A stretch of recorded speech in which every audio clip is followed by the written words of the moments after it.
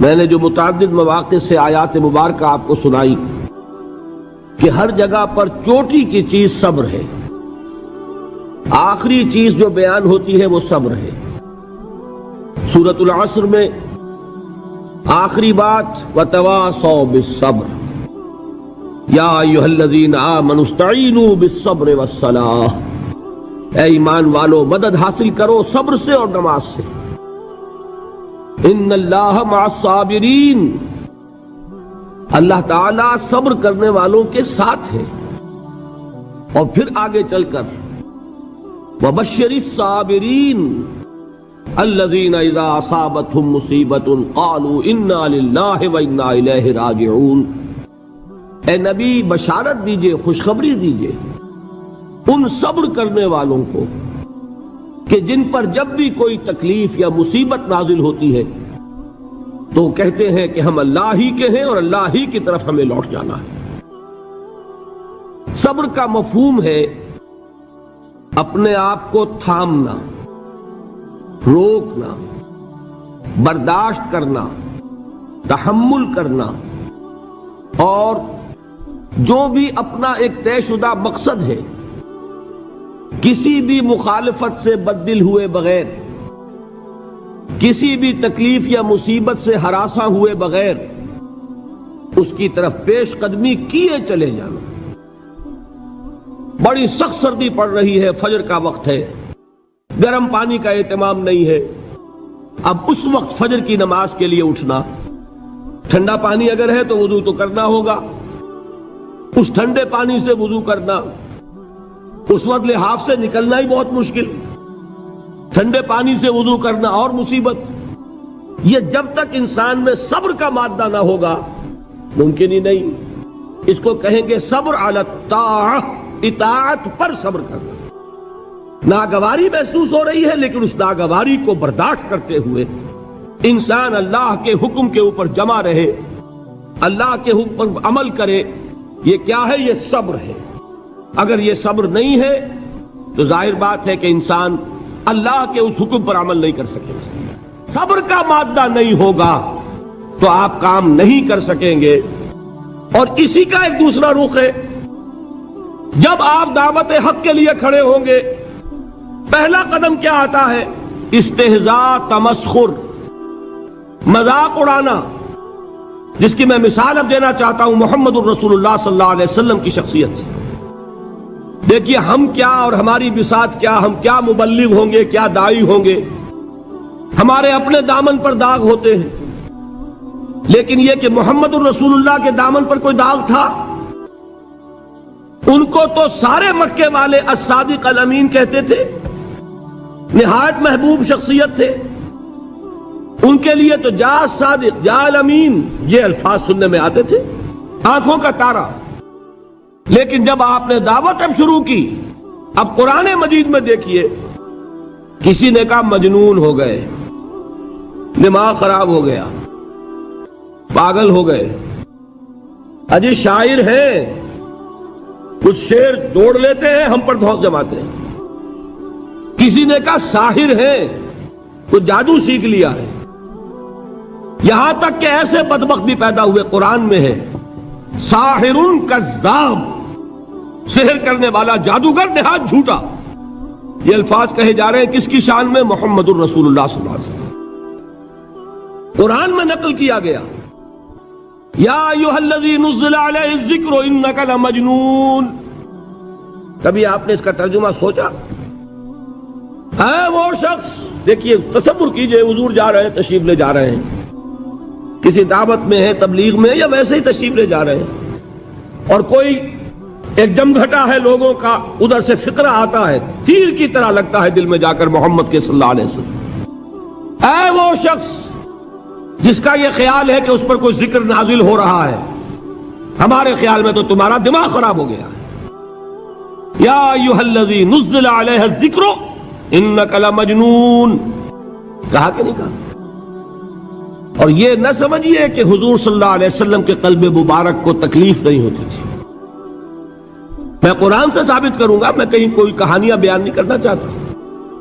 قرآن نے کہا ہے وَلَقَدْ نَعْلَمُ انک یضیق صدرک بما یقولون، اے نبی ہمیں خوب معلوم ہے صلی اللہ علیہ وسلم کہ جو کچھ یہ لوگ کہہ رہے ہیں اس سے آپ کا سینہ بھجتا ہے، یہ جو گھٹن ہوتی ہے، صدمہ ہوتا ہے۔ انک یضیق صدرک بما یقولون، ہمیں خوب معلوم ہے کہ جو کچھ یہ باتیں آپ کو سننی پڑ رہی ہیں، یہ کڑوی کسیلی باتیں، یہ جو فقرے چست ہو رہے ہیں، استہزاء ہو رہا ہے، تمسخر ہو رہا ہے۔ سورہ ہجر میں ہے، ایک جگہ کھڑے ہوئے لوگ قرآن کا مذاق اڑا رہے ہیں، بھائی فلاں آیت تم لے جانا، فلاں آیت میری ہوگی، اس کے ٹکڑے کر رہے ہیں، اس کے ٹکڑے حصے بکھرے کر کے قیمہ بنا کر ان آیات کا تمسخر اڑا رہے ہیں۔ ایک جگہ قرآن مجید میں مذکور ہے کہ فرشتوں کا مذاق اڑ رہا ہے، بھائی یہ دیکھو محمد نے کہا ہے صلی اللہ علیہ وسلم کہ جہنم پر تو کل 19 فرشتے ہیں، علیہا 19 قرآن میں آیت نازل ہوئی۔ ایک پہلوان کہتا بھائی 10 کو تو میں سنبھال لوں گا، باقی 9 کا تم انتظار کر لو۔ یہ باتیں آ رہی ہیں حضور کے کانوں میں، کلام الہی کے ساتھ کیا سلوک ہو رہا ہے، مجھ پر کیا فقرے چست کیے جا رہے ہیں، مجھ پر جس طریقے سے استہزاء اور تمسخر کا رویہ اختیار کیا گیا ہے، دل بھج رہا ہے، دل میں صدمہ ہے۔ دیکھیے سورہ نون ہے، اور میرے نزدیک یہ دوسری وحی ہے جو حضور پر نازل ہوئی ہے، اس کی ابتدائی آیات، نون والقلم وما یسطرون ما انت بنعمت ربک بمجنون وان لک لاجرا غیر ممنون وانک لعلی خلق عظیم فستبصر ویبصرون بأیکم المفتون ان ربک هو یعلم بمن ضل عن سبیلہ وهو اعلم بالمہتدین۔ نون، قسم ہے قلم کی اور جو کچھ یہ لکھتے ہیں۔ اے نبی آپ اپنے رب کی نعمت سے مجنون نہیں ہیں۔ یہ کیوں کہا جا رہا ہے؟ حضور کو جو صدمہ پہنچا ہے وہی نازل ہوئی ہے دل جوئی کے لیے، تسلی کے لیے۔ آپ کیوں برا منا رہے ہیں؟ اے نبی آپ کیوں صدمہ اور رنج اور اندوہ محسوس کر رہے ہیں؟ ان بدبختوں کے کہنے سے کوئی آپ مجنون ہو جائیں گے؟ مانتا بے نعمت ربک بمجنون وَإِنَّ لَكَ لَأَجْرًا غَيْرَ مَمْنُونَ، آپ کو جو یہ صبر کرنا پڑ رہا ہے، آپ کو جو یہ جھیلنا پڑ رہا ہے، اس کی وجہ سے آپ کو وہ اجر ملے گا جس کا سلسلہ کبھی منقطع نہیں ہوگا۔ وَإِنَّكَ لَعَلَىٰ خُلُقٍ عَظِيمٍ، اور اے نبی آپ تو خلق عظیم کے حامل ہیں۔ آپ کا اخلاق، آپ کا کردار، آپ کی سیرت، آپ کی شخصیت میں طہارت، نفاست، پاکیزگی، آج تک دنیا نے کوئی پاگل، کوئی مجنون ایسا بھی دیکھا؟ یہ ساری باتیں اللہ تعالیٰ حضور کی دلجوئی کے لیے فرما رہے ہیں۔ اس سے آپ اندازہ کیجئے کہ کتنا صدمہ ہوتا ہوگا۔ یہی ہے، اس ساری چیز کو جمع کیجئے تو یہ چیز کیا ہے؟ وَاصْبِرْ عَلَىٰ مَا يَقُولُونَ وَاهْجُرْهُمْ هَجْرًا جَمِيلًا، صبر کرو اے نبی، صبر کرو اے محمد صلی اللہ علیہ وسلم، جھیلو اور برداشت کرو اس پر جو یہ کہہ رہے ہیں۔ یریدون لیطفئوا نور اللہ بافواہہم، یہ چاہتے ہیں کہ اللہ کے نور کو اپنے منہ سے بجھا دیں، پھونکے مار کے ہی بس۔ نور خدا ہے کفر کی حرکت پہ خندہ زن، پھونکوں سے یہ چراغ بجھایا نہ جائے گا۔ یریدون لیطفئوا نور اللہ بافواہہم واللہ متم نورہ ولو کرہ الکافرون، یہ چاہتے ہیں کہ اپنے منہ کی پھونکوں سے اللہ کے نور کو بجھا دیں، حالانکہ اللہ تعالیٰ تو اپنے نور کا اتمام فرما کر رہے گا، خواہ ان کافروں کو کتنا ہی ناگوار ہو۔ اس کی ترجمانی ہے نور خدا ہے کفر کی حرکت پہ خندہ زن، پھونکوں سے یہ چراغ بجھایا نہ جائے گا۔ یہی وجہ ہے، دیکھیے مکی صورتوں میں خود نبی اکرم صلی اللہ علیہ وسلم کو اتنے مختلف پیرایوں میں صبر کا حکم دیا گیا۔ کچھ مثالیں میں دے چکا ہوں، وَلِرَبِّكَ فَاصْبِرْ، اسی طریقے سے وَاصْبِرْ كَمَا صَبَرَ أُولُو الْعَزْمِ مِنَ الرُّسُلِ، اے نبی صبر کیجئے جیسے کہ صبر کیا ہمارے اولو العزم رسولوں نے۔ وَاصْبِرْ وَمَا صَبْرُكَ إِلَّا بِاللَّهِ، اے نبی صبر کیجئے اور آپ کا صبر تو اللہ ہی کے سہارے ہے۔ وَاصْبِرْ لِحُکْمِ رَبِّكَ، یہ سورہ نون جس کی ابتدائی آیات میں نے آپ کو سنائی، نون والقلم وما یسطرون ما انت بنعمت ربک بمجنون، اس کا اختتام کیا ہوتا ہے؟ وَاصْبِرْ لِحُکْمِ رَبِّكَ وَلَا تَكُنْ كَصَاحِبِ الْحُوتِ اِذْ نَادَىٰ وَهُوَ مَكْظُومٌ، اے نبی صبر کیجئے اپنے رب کے فیصلے کا، انتظار کیجئے اور اس مچھلی والے کے مانند نہ ہو جائیے۔ مچھلی والا کون؟ حضرت یونس علیہ السلام۔ مچھلی والے نے اپنے دینی حمیت اور غیرت جو تھی اس کی وجہ سے اللہ کے حکم کا انتظار نہیں کیا، اپنی قوم کو چھوڑ کر چل دیے۔ نبی کا، رسول کا یہ معاملہ ہوتا ہے، جیسے کہ آپ کو معلوم ہے کوئی افسر ہے کسی حکومت کا، وہ اپنی پلیس آف ڈیوٹی کو نہیں چھوڑ سکتا، he must stick to his place of duty. بڑے افسرز کے لیے تو یہ بہت بہت اہم بات ہے۔ تو اے رسول، جہاں آپ کو ہم نے تعینات کیا ہے آپ وہاں سے ہل نہیں سکتے کہ ذرا مخالفت ہوئی، لوگوں نے فقرے چست کیے اور آپ کہیں اور چل دیے، دفع ہوئیے، یہ بات نہیں سننا چاہتے میں کسی اور کو سناؤں گا، ہو سکتا ہے نا؟ ہم تو کرتے ہیں نا یہ، اس لیے کہ ہمیں تو اللہ نے کہیں تعینات تو نہیں کیا نا۔ اگر ایک جگہ کے لوگ بات نہیں سنتے، چلو بھائی ہم کہیں اور جائیں گے، وہاں بات سنائیں گے۔ لیکن رسول کا معاملہ ہوتا ہے جو اس کی پلیس آف اپوائنٹمنٹ ہے، he can not leave his place without the express permission of اللہ سبحانہ و تعالی۔ آپ نے یہ سنا ہوگا، سیرت کی تقاریر میں پڑھا ہوگا کہ مدینے کی طرف ہجرت کی اجازت حضور نے تمام صحابہ کو دے دی، خود منتظر رہے جب تک کہ اللہ کی طرف سے اجازت نہیں آ گئی۔ حضرت ابوبکر پوچھتے رہتے تھے حضور اجازت آ گئی کہ نہیں؟ نہیں ابھی نہیں آئی۔ حضور اذن آ گیا؟ نہیں آیا، ابھی نہیں آیا۔ حبشہ کی طرف سب کو بھیج دیا، اجازت دے دی جو جانا چاہے چلا جائے۔ حضور کی صاحبزادی جو حضرت عثمان کے نکاح میں تھی وہ بھی ہجرت کر رہی ہیں، لیکن حضور تو نہیں گئے۔ رسول نہیں چھوڑ سکتا اپنی جگہ کو، یہاں تک کہ تمام تقریباً صحابہ چلے گئے، حضور رہ گئے، حضرت ابوبکر رہ گئے، حضرت علی رہ گئے، اور حضرت ابوبکر پوچھ رہے ہیں بار بار اجازت آئی یا نہیں؟ نہیں ابھی نہیں آئی۔ حضرت عائشہ نے واقعہ بیان کیا کہ ایک روز اچانک دوپہر کے وقت ہم نے دیکھا کہ حضور نے اپنے پورے جسم کو ڈھانپا ہوا ہے، چہرے کو بھی کپڑے میں ڈھانکا ہوا ہے اور تشریف لا رہے ہیں۔ یہ اس میں تعجب کی بات یہ کہ عرب میں آج بھی آپ کو معلوم ہے کہ یہ چیز جو ہے ان کی روایات کے خلاف ہے کہ دوپہر کے وقت کوئی کسی سے ملنے جائے۔ یہ وقت جو ہے قیلولے کا ہے، آرام کا ہے۔ تو این ٹھیک دوپہر کے وقت تشریف لائے حضور، آپ نے آ کے حضرت ابوبکر سے فرمایا کہ اجازت آ گئی ہے۔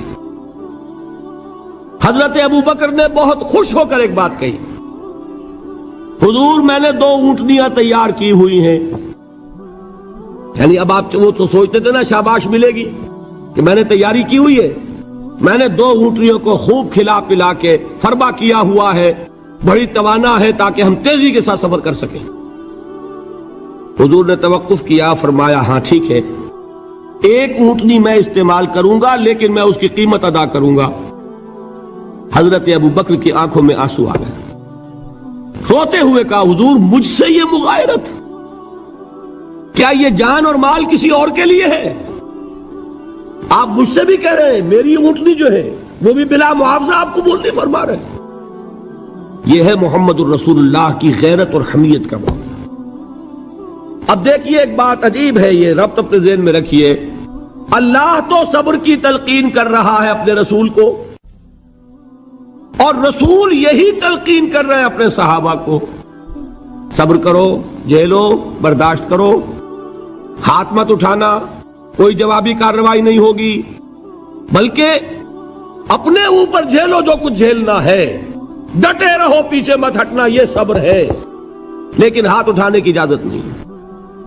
چنانچہ اب ذرا چشم تصور سے دیکھیے، ابو جہل اس نے جو بدترین روش اختیار کی، وہ ایک خاندان تھا حضرت یاسر، ان کی اہلیہ حضرت سمیہ اور ان کے فرزند حضرت عمار رضی اللہ تعالی عنہم۔ یہ غلام نہیں تھے، حضرت سمیہ تو کنیز تھیں لیکن یاسر غلام نہیں تھے۔ ان کی کہانی یہ ہے، واقعہ یہ ہے کہ یہ بہت نیک آدمی تھے یاسر، یمن کے باشندے، انہیں کو خواب میں بشارت ہوئی کہ نبی کا ظہور ہونے والا ہے مکے میں، جاؤ شاید ان کے قدموں تک پہنچ جاؤ۔ یہ یمن سے ترک وطن کر کے مکے آ گئے۔ ابو جہل کا ایک چچا تھا، بہت شریف النفس انسان، اس کے ساتھ معاہدہ کیا حلیف بن کر، اور وہ مکے میں رہنے لگے۔ اس لیے کہ یہ نوٹ کر لیجئے، مکہ اس وقت ایک قبیلے کا شہر تھا، صرف قریش۔ یا قرشی رہ سکتا تھا وہاں، یا قرشی کا حلیف، کہ اگر تو کسی قرشی نے آپ کو امان دی ہوئی ہے تو آپ رہ سکتے ہیں مکے میں، ورنہ نہیں۔ یا تیسرے قرشی کا غلام، غلام تو ملکیت ہی ہے اس کی، جیسے بھیڑ بکری ہے کسی قرشی کی، اسی طرح اس کے غلام ہے۔ یہ تین کیٹیگریز تھی انسانوں کی مکے میں۔ اسی کو نوٹ کیجئے کہ جو بیچارے غلام تھے وہ سب سے زیادہ ستائے گئے، اس لیے کہ غلاموں کے تو حقوق ہی کوئی نہیں تھے۔ بلال غلام تھے، ابو فقی غلام تھے، زنیرہ ایک کنیز تھی، ان کو جو ماریں پڑی ہیں اس کا آپ کو معلوم ہے۔ حضرت بلال کے ساتھ جو کچھ امیہ ابن خلف نے کیا، کہ جس طریقے سے کہ حیوانوں کی لاشیں جو ہے کھینچ کر گھسیٹ کر لے جائی جاتی ہیں، ان کی گردن میں رسی ڈال کر گھسیٹتے، اسی طریقے سے حضرت بلال کے گردن میں رسی ڈال کر ٹھیک دوپہر کے وقت مکے کی سنگلاخ گلیوں کے اندر گھسیٹا جاتا تھا۔ نیچے زمین جل رہی ہے توے کی طرح، اور ویسا بھی ہوتا تھا کہ چت لٹا دیا، اوپر سے وہ آگ مکے کا، کہ سورج جو ہے ذرا نوٹ کیجئے، آگ برسا رہا، نیچے زمین توے کی طرح جل رہی ہے، اور ایک بھاری سل بھی لا کر جو ہے سر پر رکھ دی، چھاتی پر رکھ دی گئی ہے کہ آواز نہیں نکل رہی، جھاگ نکل رہے منہ سے، لیکن اس حال میں بھی احد احد احد، ایک ایک اللہ، قل هو اللہ احد، الفاظ نکل رہے۔ یہ ہے وہ صبر، صبر علی الابتلاء، صبر علی الایذاء۔ یہ ابتلاء اور ایذاء پر صبر ہے، جھیلو، برداشت کرو، اس توحید پر قائم رہو، محمد کی رسالت کے اقرار کرتے رہو صلی اللہ علیہ وسلم، لیکن ہاتھ نہیں اٹھانا۔ اب میں آپ کو بتا رہا تھا یہ تو غلام تھے، یہ جو تھے یاسر، یہ حلیف تھے، غلام تو نہیں تھے نا۔ البتہ وہ ابو جہل کے چچا کی کنیز تھی یہ سمیہ، انہوں نے اجازت لے کر ان سے نکاح کر لیا، یہ تو کنیز رہیں گی۔ بیٹا جو ہوا وہ بھی ایک طرح سے، جب کنیز زیادہ ہے تو غلام ہو گیا، عمار ابن یاسر۔ وہ جو شخص تھا بہت شریف النفس ابو جہل کا چچا، وہ مر گیا۔ اب ابو جہل جو ہے اس خاندان کا سربراہ ہے، لہذا یہ تینوں جو افراد ہیں وہ اس کے رحم و کرم پر ہیں۔ یاسر کو بھی پروٹیکشن اگر ہے تو ابو جہل کی ہے، ابو جہل جو چاہے کرے، اور سمیہ تو کنیز ہے ہی، اس کا تو کوئی حق ہے ہی نہیں، جو چاہے کرے، اور عمار ان دونوں کا بیٹا ہے، لہذا بدترین معاملہ کیا ابو جہل نے ان تین افراد کے ساتھ۔ حضرت سمیہ کے ساتھ جو کچھ کیا گیا ہے آپ اس کا تصور نہیں کر سکتے۔ بالآخر جو شہید کیا حضرت سمیہ کو ایذائیں دے دے کے، سسکا سسکا کے، ان کے جسم کے نازک حصوں کو جلا کے، داغ دے کر، کہتا کیا تھا، ایک دفعہ کہہ دو کہ میرا جو یہ بت ہے یہ بھی الہ ہے، مان لو میں چھوڑ دوں گا۔ تنگ آ گیا، کسی طریقے سے ایک دفعہ کہہ دو پھر میں چھوڑ دوں گا۔ لیکن یہ میاں بیوی حضرت یاسر اور حضرت سمیہ رضی اللہ تعالی عنہما، یہ ہے ثبات، یہ ہے صبر، یہ ہے استقلال، ایک مرتبہ بھی کہنے کے لیے تیار نہیں ہوئے، جو چاہو کر لو، اب ہم تو اس سے پیچھے نہیں ہٹیں گے۔ تنگ آ کر اس نے حضرت سمیہ کی تو شرمگاہ میں برچھا مارا ہے اور شہید کیا۔ حضرت یاسر کے بارے میں ایک روایت یہ ہے، ستا ستا کے، تنگ کر کر کے، آخر کار جو ختم کیا، انہیں شہید کیا کس طرح، 4 سانڈ اونٹ جوان، ان سے رسے باندھے، ایک رسے سے ایک بازو باندھا، دوسرے سے دوسرا بازو باندھا، تیسرے سے ایک ٹانگ باندھی، چوتھے سے دوسری ٹانگ باندھی، اور چاروں کو دوڑایا ہے کہ جسم کے پرخچے ہو گئے۔ اس وقت سامنے سے حضور گزرتے تھے جبکہ آل یاسر کے ساتھ یہ معاملہ ہو رہا ہے، کیا فرماتے تھے، اصبروا یا آل یاسر فإن موعدکم الجنہ، اے یاسر کے گھر والوں صبر کرو، جھیلو، اس لیے کہ تمہارے وعدے کی جگہ جنت ہے۔ اللہ تعالیٰ ادھر آنکھ بند ہوگی، ادھر جنت میں تمہارا داخلہ ہو جائے گا۔ یہ ہے تواصوا بالصبر والعصر ان الانسان لفی خسر۔ یہ تواصوا بالصبر پر کون عمل کر رہا ہے؟ محمد الرسول اللہ صلی اللہ علیہ وسلم۔ دے تو بھی محمد کی صداقت کی گواہی۔ یہ صداقت کی گواہی دیتے ہوئے انہوں نے اپنی جانیں دے دی۔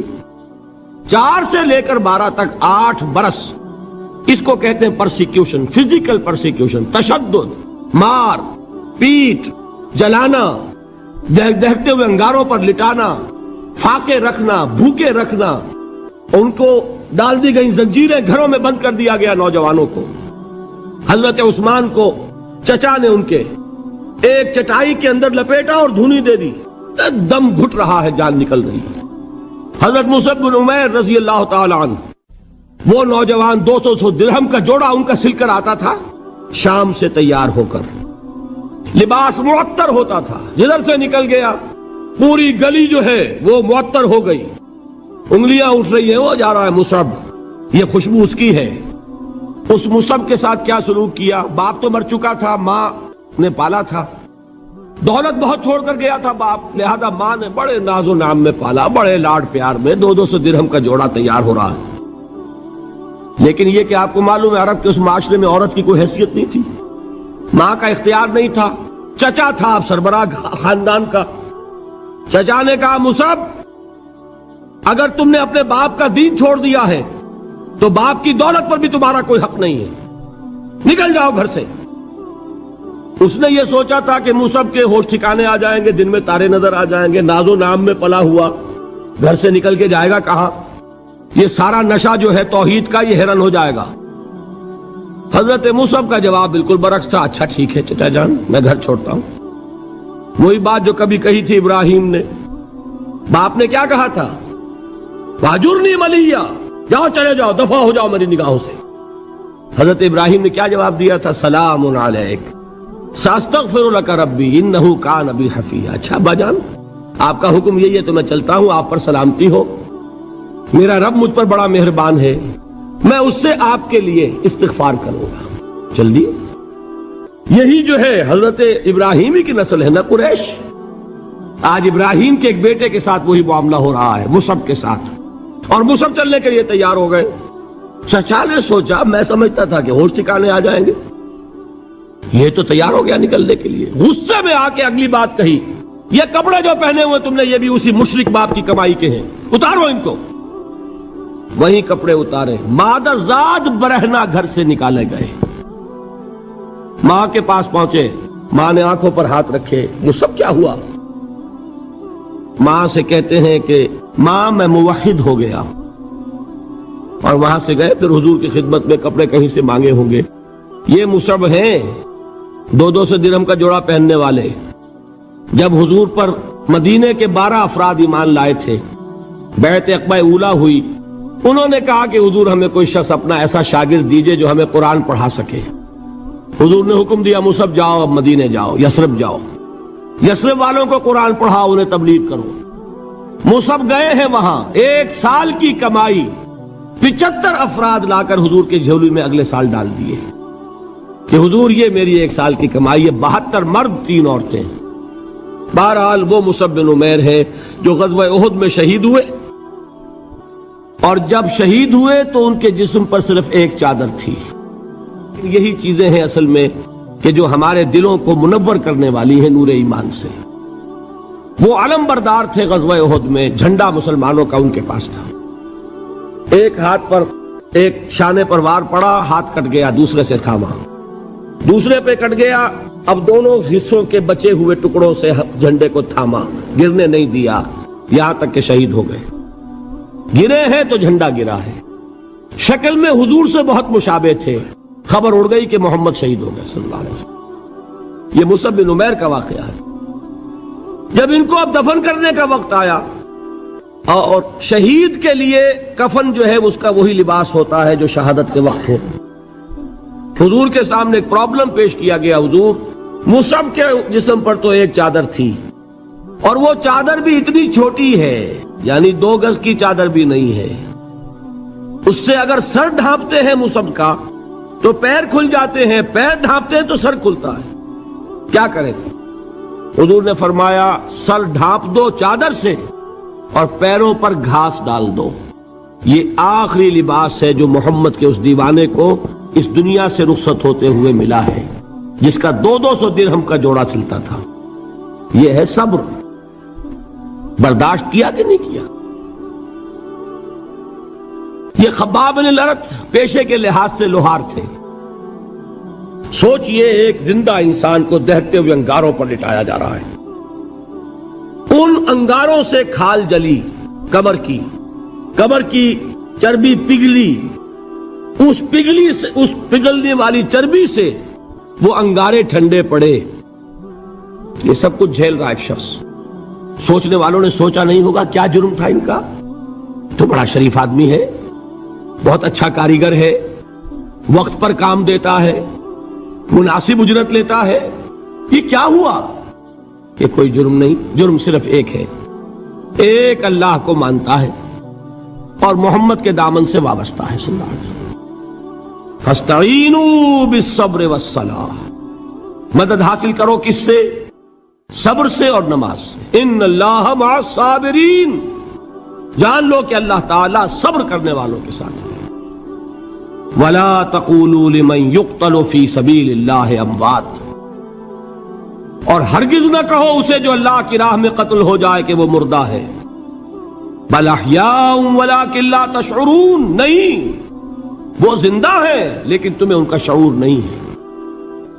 اور سنیے اب یہ آیت اہم ترین ہے صبر کے موضوع پر۔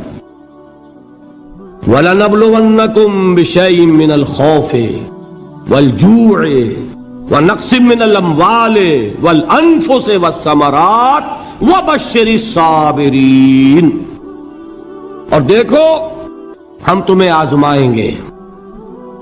وَلَنَبْلُوَنَّكُمْ، ہم لازماً آزمائیں گے تمہیں، بِشَيْءٍ مِّنَ الْخَوْفِ، خوف کی کیفیت طاری کر کے، والجوع، بھوک، فقر اور فاقہ، ونقص من الاموال، مالی نقصان، والانفس، جانی نقصان، والثمرات، اور ثمرات، پھلوں اور میووں کا نقصان۔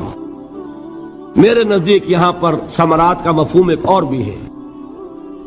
ایک تو صاف تھا کھجور کی فصل تیار ہے، غزوہ تبوک جانے کا حکم مل گیا، کون اتارے گا؟ اور کھجور وقت پر اتری نہیں، برباد ہو جائے گی۔ یہ ہو رہا ہے نا میووں کا نقصان۔ اور میرے نزدیک یہاں یہ بھی ہے، بسا اوقات بہت سی محنتوں کا نتیجہ انسان دیکھتا ہے کہ ضائع چلا گیا، میں نے 10 سال محنت کی، حاصل کوئی نہیں نکلا۔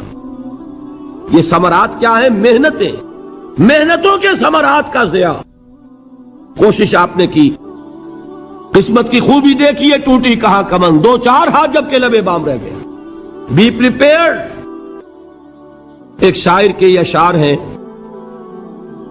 یہ فصل امیدوں کی ہمدم اس بار بھی غارت جائے گی، سب محنت صبحوں شاموں کی اب کے بھی اکارت جائے گی۔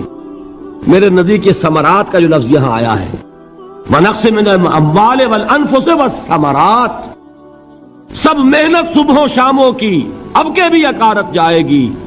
دھرتی کے کونوں کھدروں میں پھر اپنے لہو کی کھاد بھرو، پھر مٹی سینچو اشکوں سے، پھر اگلی رت کی فکر کرو، پھر اگلی رت کی فکر کرو، جب پھر ایک بار اجڑنا ہے۔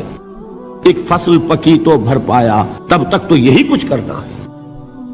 ایک مقصد ہے سامنے، انقلاب برپا کرنا ہے۔ ایک کوشش ناکام ہو جائے کوئی پرواہ نہیں، نیکسٹ، پھر تیار رہو ناکامی کے لیے۔ ایسا نہ ہو جو انگریزی میں کہتے ہیں hope for the best but be prepared for the worst.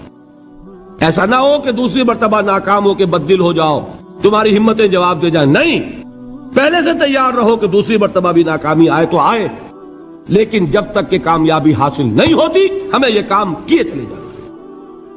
دیکھیے سیرت میں آیا کہ نہیں یہ واقعہ؟ بدر میں مسلمانوں کو فتح ہوئی تو احد میں زک پہنچی کہ نہیں؟ 70 صحابہ شہید ہوئے کہ نہیں؟ اگر ان کی ہمتیں جواب دے جاتی تو گاڑی کیسے چلتی آگے؟ تو فرمایا وَلَنَبْلُوَنَّكُمْ بِشَيْءٍ مِّنَ الْخَوْفِ وَالْجُوعِ وَنَقْصٍ مِّنَ الْأَمْوَالِ وَالْأَنفُسِ وَالثَّمَرَاتِ، ہم تمہیں لازم آزمائیں گے خوف کی کیفیت سے، فقر و فاقے کی کیفیت سے، بھوک سے، جان کے نقصان سے، مال کے نقصان سے، محنتوں کے حاصل کے ضائع ہو جانے سے۔ وَبَشِّرِ الصَّابِرِينَ، اور اے نبی بشارت دیجئے صبر کرنے والوں کو، الَّذِينَ إِذَا أَصَابَتْهُمْ مُصِيبَةٌ، وہ کہ جب ان پر کوئی تکلیف آئے، کوئی مصیبت آئے، کوئی آزمائش آئے، قالوا انا للہ وانا الیہ راجعون، وہ یہ کہیں کہ ہم اللہ ہی کے ہیں، اللہ ہی کی طرف لوٹ جانا ہے۔ یہ وہی انداز ہے جو میں نے فارسی کا شعر سنایا تھا آپ کو کہ سرے تسلیم خم ہے جو مزاج یار میں آئے، وہ ہمارا مولا ہے، ہمارا آقا ہے، اگر اسے یہی منظور ہے تو ہمیں بھی یہی منظور ہے۔ میں نے تسلیم و رضا کی بات کی تھی نا، آپ کو کچھ شعر سنائے تھے، ایک شعر اور سنیے، اور یہ کس کا ہے؟ محمد علی جوہر کا۔ ایک مرتبہ جیل گئے، ان کی ایک بیٹی جوان بیمار ہوئی، فوت ہو گئی، باہر چھوڑا انگریز نے، جاؤ بھائی دفن کر دو بیٹی کو۔ دوسری مرتبہ جیل گئے، دوسری جوان بیٹی اسی مرض میں مبتلا ہوئی، اب یہ جیل میں ہے، خبر پہنچی کہ دوسری بیٹی کے اوپر بھی اسی مرض کا حملہ ہوا ہے۔ ایک نظم لکھی ہے جس کا آخری شعر یہ ہے، تیری صحت ہمیں منظور ہے لیکن اس کو نہیں منظور تو پھر ہم کو بھی منظور نہیں۔ یہ ہے، جب تک یہ کیفیت نہ ہو اس میدان میں آدمی ثابت قدم نہیں رہ سکتا کہ میرے رب کو اگر یہ منظور ہے تو یہی مجھے منظور ہے، اور تیری صحت ہمیں چاہیے تو ضرور لیکن ہمارے رب کو منظور نہیں تو ہمیں بھی منظور۔ راضی برضائے رب۔ وَبَشِّرِ الصَّابِرِينَ الَّذِينَ إِذَا أَصَابَتْهُمْ مُصِيبَةٌ قَالُوا إِنَّا لِلَّهِ وَإِنَّا إِلَيْهِ رَاجِعُونَ، نہ شود نصیب دشمن کے شود ہلاک تیغت، سر دوستہ سلامت کے تو خنجر آزمائی۔ اولئک علیہم صلوات من ربہم ورحمہ، یہی ہے وہ لوگ جن پر ان کے رب کی طرف سے عنایتیں ہیں اور رحمتیں ہیں۔ وَأُولَئِكَ هُمُ الْمُهْتَدُونَ، اور یہی ہے وہ لوگ جو کامیاب ہونے والے ہیں، ہدایت پانے والے، ہدایت یافتہ۔ وَالصَّابِرِينَ فِي الْبَأْسَاءِ وَالضَّرَّاءِ وَحِينَ الْبَأْسِ، اور صبر کرنے والے، اصل نیکی ان کی ہے، جسمانی تکلیفوں میں صبر کرنے والے، فقر اور فاقے میں صبر کرنے والے، اور جنگ کے وقت صبر کرنے والے۔ اولئک الذین صدقوا واولئک هم المتقون، یہ ہے وہ لوگ جو صبر کرنے والے ہیں، یہ ہے جو سچے ہیں، جو اپنے دعوے میں نیکی کے اور ایمان کے صادق ہیں، اور یہی وہ لوگ ہیں جو متقی ہیں۔ اللہ تعالیٰ نے کیسے کیسے مسلمانوں سے کہا، مسلمانوں تمہیں زک پہنچی ہے تو انہیں بھی تو پہنچی تھی، ان کے 70 نہیں مارے گئے تھے بدر میں، ان کے حوصلے جو ہیں وہ تو پست نہیں ہوئے، وہ اگلے سال آ گئے تم پر چڑھائی کر کے، تم کیوں اتنا برا مان رہے ہو؟ تمہارے دل اتنے زخمی کیوں ہو گئے؟ تمہیں تکلیف پہنچتی ہے تو انہیں بھی پہنچتی ہے۔ اپنی غیرت جو ہے ہمیں ذرا اس کا جائزہ لینا چاہیے۔ لوگ باطل نظریات کے لیے کتنی قربانیاں دے رہے ہیں، لوگ باطل چیزوں کے فروغ کے لیے کتنی محنتیں کر رہے ہیں۔ جیسا کہ میں نے ابھی کہا تھا، اسی غیرت کو چیلنج کرنے کے لیے، ذرا آپ کی حمیت دینی کو جوش دلانے کے لیے، قادیانی نوجوان کتنی تعداد میں اپنے آپ کو دین کے لیے وقف کرتا ہے، اور آپ کتنے نوجوان ہیں جو اپنے آپ کو دین کے لیے وقف کر دیں، اور ہوں وہ کھاتے پیتے گھرانوں کے لوگ۔ یہ نہیں ہے کہ اگر کوئی اور کام نہیں کر سکتا تو پھر یہ ہے کہ وہ دین کے کام میں لگ جائے۔ باصلاحیت لوگ، کھاتے پیتے لوگ، ذہنی استعداد رکھنے والے لوگ، اونچے گھرانوں کے لوگ، وہ وقف کریں اپنے آپ کو دین کے لیے۔ اس کے بغیر کیسے باہر آ جائے گی، کیسے رونق آ جائے گی؟